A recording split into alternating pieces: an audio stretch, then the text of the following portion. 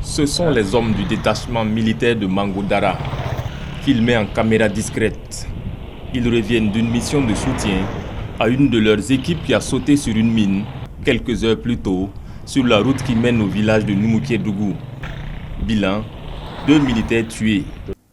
En amenant les corps des 2 tués à Banfora, le même convoi va sauter sur une mine à quelques encablures du village de Goulo, faisant 2 blessés parmi les militaires. À Mangodara, la nouvelle se répand très vite. Tristesse et peur prennent place. Et dès 20h, la ville dort, comme groggy par le drame.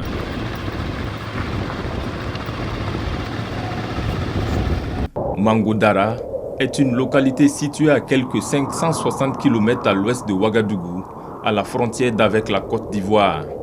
Le 9 septembre dernier, l'inquiétude va s'aggraver ici. Ce jour-là, des terroristes ont fait irruption dans les villages de la commune.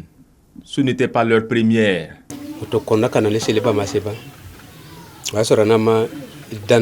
Ils étaient venus avant la fête de Tabaski. En ce moment-là, nous n'avions pas sémé d'abord. Ils nous ont tous réunis et nous ont conduits à la mosquée pour faire leur prêche. Une fois à la mosquée, ils ont d'abord prêché.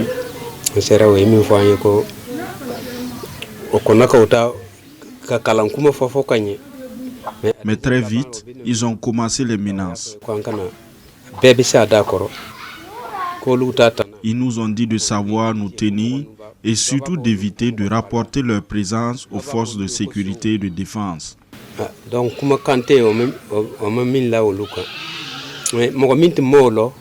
Ils ont ajouté qu'ils se feraient connaître par tous ceux qui ignoraient leur présence dans cette localité.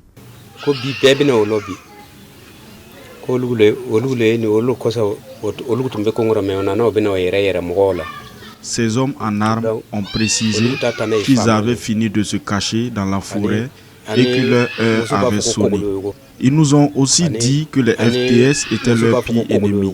Ils en voulaient aussi aux chasseurs traditionnels d'Ozo parce qu'ils leur ont rendu la vie dure en arrêtant plusieurs de leurs sur les routes de Mouroukoudou. Ils ont donc appelé les habitants du village à se démarquer de ces derniers sous peine de représailles.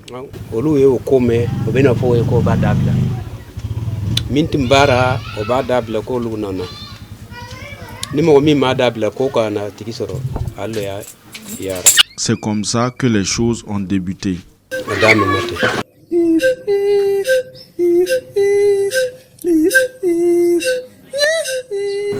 Dès le début, les populations qui s'étaient ruées sur Mangodara, d'autres populations sont reparties dans leur village, mais il en reste encore dans les familles d'accueil, compte tenu de la psychose qui s'est déclenchée depuis la journée du 9 septembre. Je pense entre le 17 et le 18, nous avions fait le décompte. Le travail n'était pas terminé, mais nous étions à 6000 et quelques déplacés, ce qui représentait à peu près 701 familles. Et depuis lors, je pense que beaucoup sont repartis. Beaucoup, mais pas ceux de Mouroukoudou. Le village demeure vide. Ils ont prêché et nous ont dit que chacun de nous devrait savoir tenir sa langue. Mais on est nombreux. Les gens ne peuvent pas tous garder un secret de la même manière. C'était devenu invivable et les gens se sont mis à fuir. Les autochtones ont été les premiers à partir du village. Nous autres, nous les avons suivis également. Si les autochtones fuient leur village, que peuvent les autres?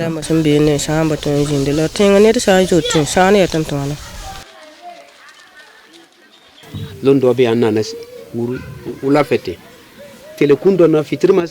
fois, en début de soirée, ils ont débarqué dans le village. C'était la débandade. Puis les coups de feu ont commencé. Ils ont tiré pendant longtemps et ont paradé dans le village, faisant tout ce qu'ils voulaient. Les habitants étaient tous terrés dans des cachettes. Après cela, ils sont repartis. Le lendemain matin, on a constaté qu'ils avaient abattu une personne.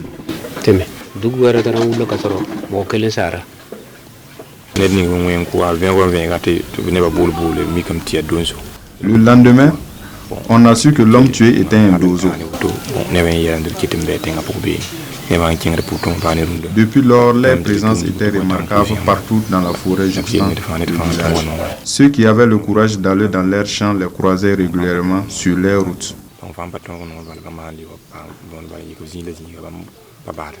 Il les mettait en garde, tout le monde devait apprendre à se taire. Il disait aussi être au courant de tout ce qu'il se passait à Murukudougou. De ce fait, les habitants ont tous déserté les lieux. Nous sommes venus ici à Mangodara.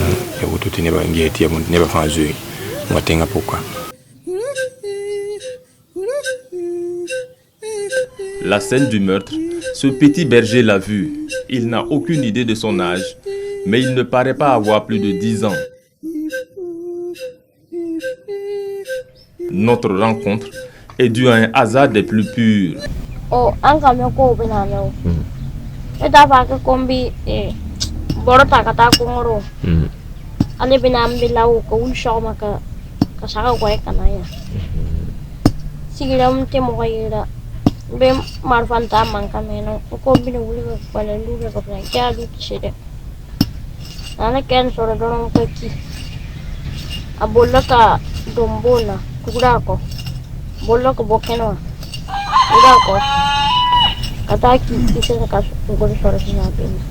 Je lui demande qui est l'homme qui a été abattu.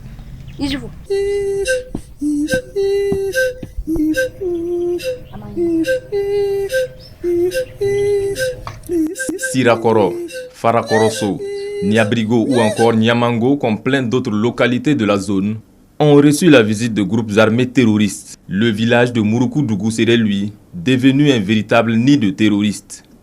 Les routes de la commune n'ont jamais été aussi risquées. Et ce marchand qui a fait une mauvaise rencontre il y a peu en sait quelque chose.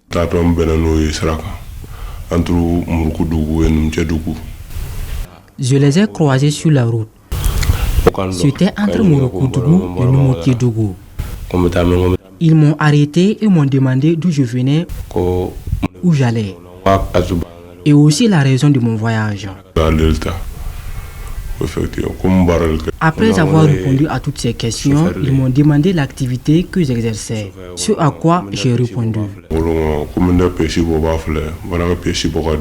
Les hommes armés ont alors exigé que je leur montre ma pièce d'identité et je leur ai obéi. Après vérification, ils ont vu que je n'avais pas menti.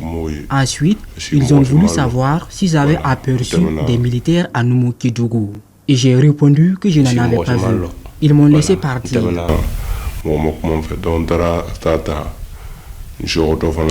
À mon retour au même endroit, je les rencontre à nouveau. Là, ils ont vérifié ma marchandise. Avant de me laisser partir, ils m'ont dit qu'ils pourraient m'acheter de la marchandise si on se voyait à nouveau. Je suis alors parti.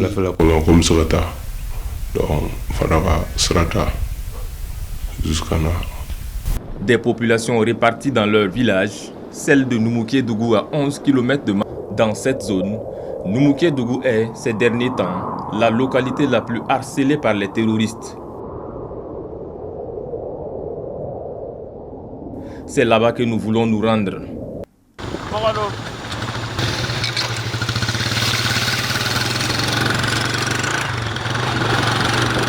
Sur notre parcours, le village de Tiefesso à 4 km de Mangodara. C'est à l'entrée de ce village que les deux militaires ont sauté sur une mine, rien que la veille de notre passage. Témoin de la violence de l'explosion, ce cratère, pour vous donner une idée de sa taille, je jauge le trou. Mon accompagnateur, lui, endosse le rôle de caméraman pour ce moment, près de 2 mètres de diamètre. Au nom de qui, au nom de quoi on nous traite comme ça? La pauvreté est-elle le mal? Lui, peut-être pas. Un père pleure pour l'enfant qui ne reviendra pas. Une fleur. De cet endroit, Numukiedougou n'est plus qu'à 7 km. C'est peu après 11 heures que nous arrivons sur place. Le temps de tourner les premières images, puis soudain...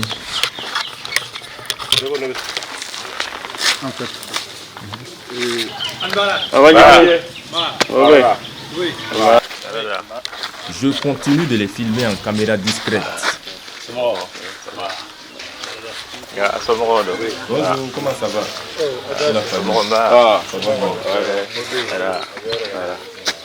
Donc, les journalistes. Je suis journaliste. Ces hommes ont à charge la protection du village. Ce sont les dozos, les chasseurs traditionnels.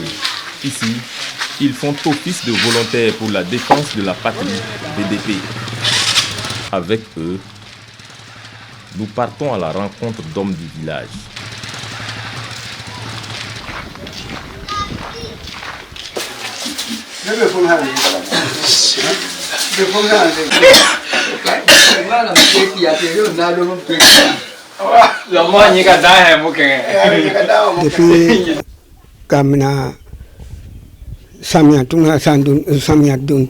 Depuis le début de la saison pluvieuse, nous ne sommes plus en sécurité. Les djihadistes nous malmènent dans notre village ici.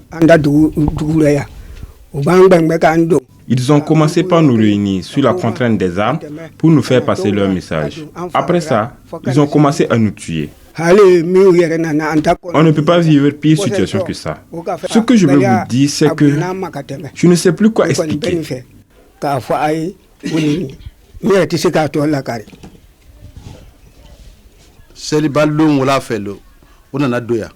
Le jour de Tabaski, les hommes armés sont venus ici.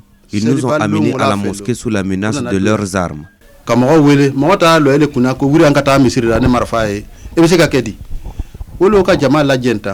Ils ont dit ce qu'ils avaient à nous dire. Ils ont ajouté que leur cible, ce sont les militaires, pas nous.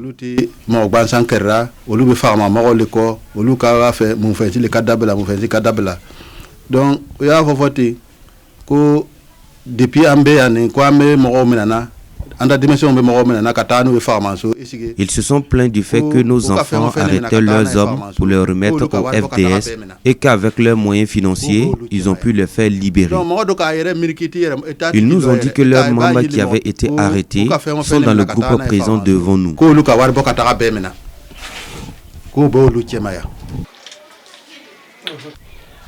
Parce que tu as est-ce que tu m'as demandé tout à l'heure si des ressortissants du village ne sont pas complices. C'est vrai, il y en a qui donnent les informations aux terroristes. Mais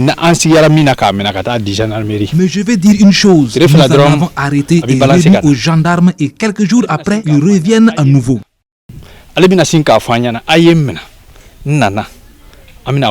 Ils reviennent même nous narguer et nous menacer. Quand les terroristes nous ont rassemblés à la mosquée, ils nous ont dit qu'ils ont payé pour faire libérer leurs hommes.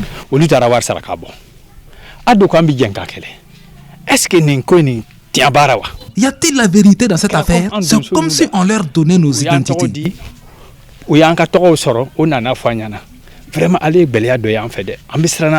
Vraiment, ça nous effraie. Ça nous fait peur que le gouvernement fasse quelque chose. Des gens qu'on avait arrêtés sont revenus ce jour-là. On les a vus de nos propres yeux.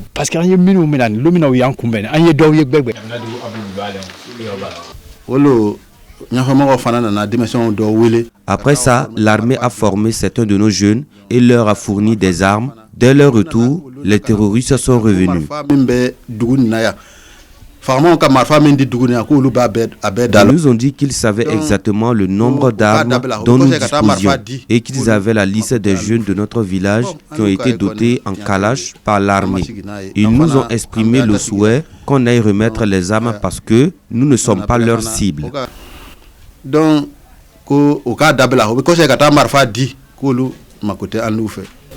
Quelque temps après cette nouvelle incursion, un premier VDP est tué.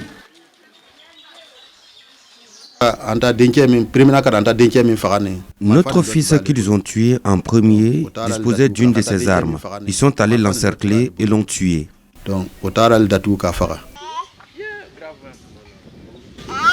La mère de la victime sera elle aussi touchée par des balles. Elle a été opérée par la suite.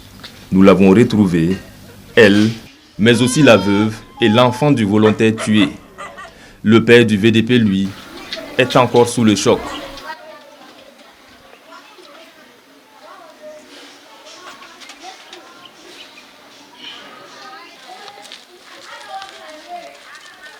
Après ce meurtre, les choses ont empiré. Après, ils sont allés tuer un autre de nos fils à Murukudugu. 6 jours séparent les deux crimes. 4 jours après la mort du deuxième, ils nous ont attaqués.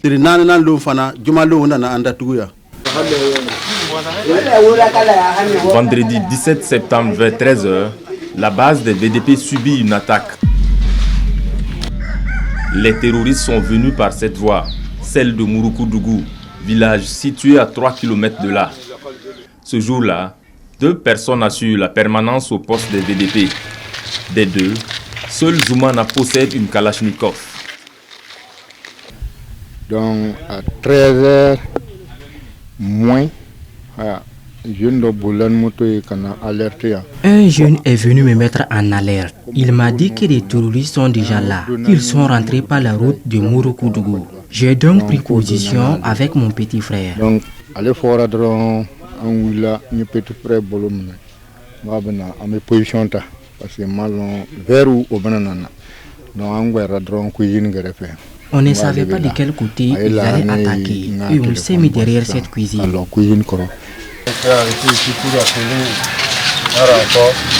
De là, j'ai informé notre chef. Il était hors du village en ce moment.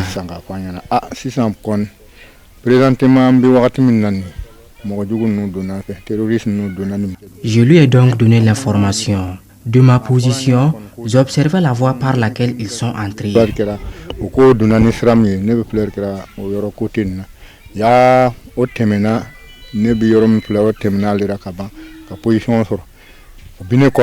Ignorant qu'ils étaient déjà positionnés derrière moi, ils étaient derrière le mur là-bas et ont ouvert le feu sur moi. J'ai pu me mettre à l'abri. Et ça, c'est des kalash habituels. C'est gros, hein, ou bien? Kalash noir là. Là, tu vois.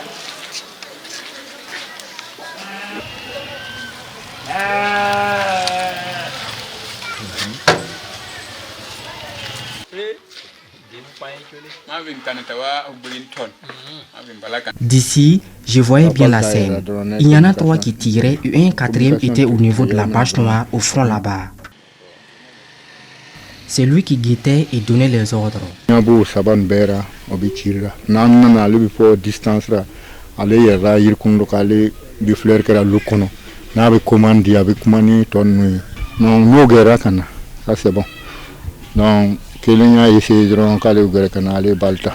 Entre-temps, ils ont essayé de monter à l'assaut sur nous. J'en ai touché un qui est tombé.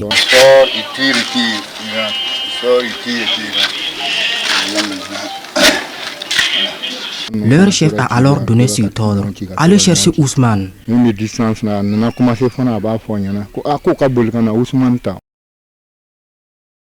Les combats font alors rage à Numukedougou. Les habitants sont terrés chez eux.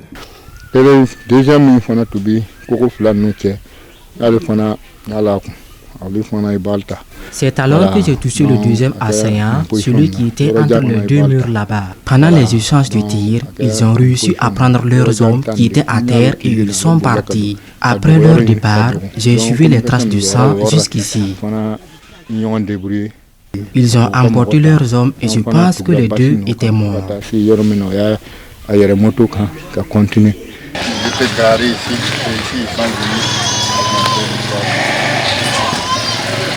Ils sont des motos ou bien taxis? Des tricycles ou bien les motos simples là? Ils sont venus de ce côté-là. Voilà. Ils sont venus par cette voie, ils sont repartis par la même. Après, j'ai appris qu'ils étaient 8 au total.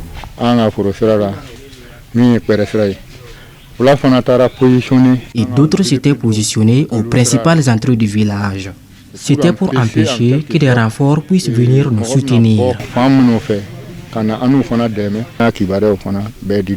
Plus tard, nous avons donné l'information aux militaires et ils sont venus. Les gens les critiquent, mais quand les FDS sont venus, ils ont fait ce qu'ils pouvaient. Lorsque nous leur avons posé nos doléances, ils nous ont dit qu'eux-mêmes manquaient de certains matériels.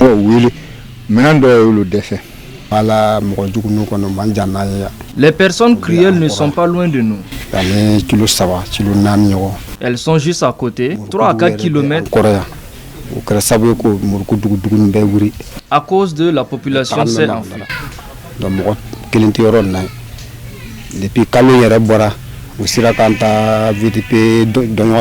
Depuis qu'ils ont tué un de nos VDP, plus personne n'ose aller au champ. Nous restons éveillés jour et nuit pour assurer notre sécurité.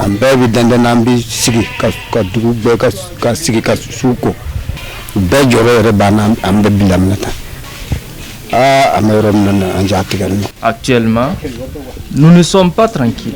Vont-ils revenir ou pas? On ne sait pas, mais on ne peut plus dormir. Et ils vont revenir. 2 jours après notre passage, Numukiedougou subit une nouvelle attaque terroriste. Dans les combats, Zoumana sera tué. Zoumana qui nous disait au moment de nous séparer qu'il ne savait pas combien de temps il lui restait à vivre, est tombé pour son village. Tout ce qu'on souhaite, c'est que ce qui suit n'arrive plus jamais à un fils d'ici ou d'ailleurs. À un fils d'ici ou d'ailleurs.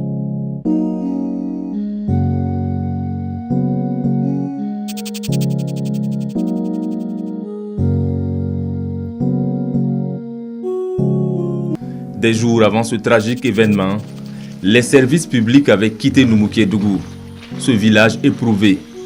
Plus d'école.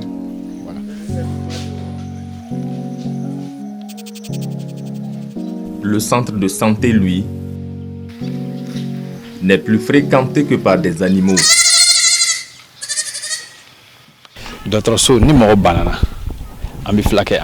En cas de maladie, c'est au centre de santé ici qu'on se soignait. Les habitants des 11 hameaux de culture aux alentours de Numukiedougou viennent tous se soigner ici. C'est fermé et on doit aller jusqu'à Mangodara. C'est un problème de plus.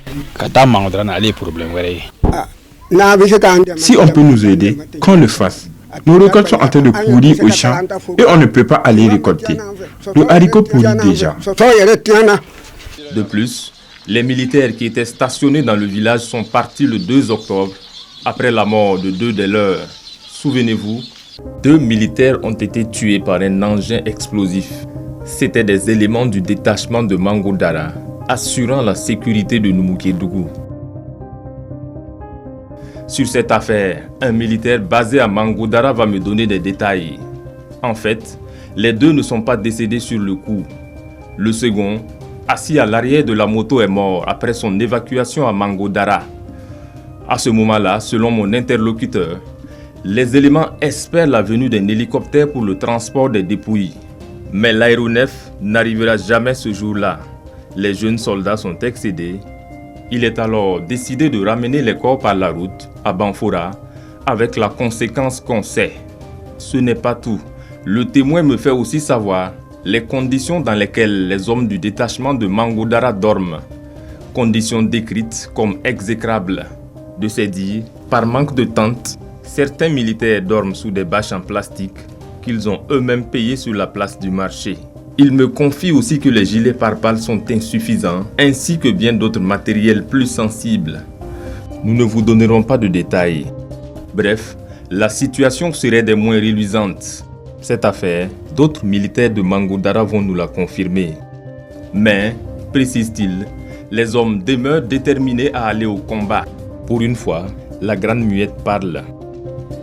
Une chose est sûre, la présence des terroristes ne cesse de se renforcer dans cette commune, aux grandes dames du maire. Ce géant qui fut garde du corps de Thomas Sankara dans une autre vie, a aujourd'hui peur pour l'avenir de Mangodara. En tout cas, des mesures sont prises pour essayer de nous sécuriser, mais nous demandons encore plus l'installation d'une base, une base à Mangodara, pour pouvoir en tout cas se déployer dans les villages qui sont au plus fond, plus près de la frontière de la Côte d'Ivoire, pour en tout cas essayer de sécuriser nos populations pour qu'elles puissent être dans leur village et puis en tout cas terminer les travaux champêtres qui cette année en tout cas les champs ont bien donné, mais si rien n'est fait, en tout cas c'est la famine qui est en train de se préparer dans la commune de Mangodara.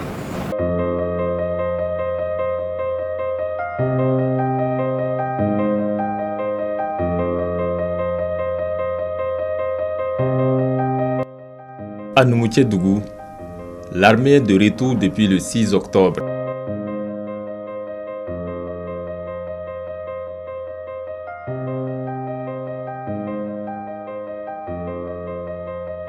Dans cette localité, déloger les terroristes pourrait s'avérer difficile au regard des vastes étendues de forêt qui constituent la zone.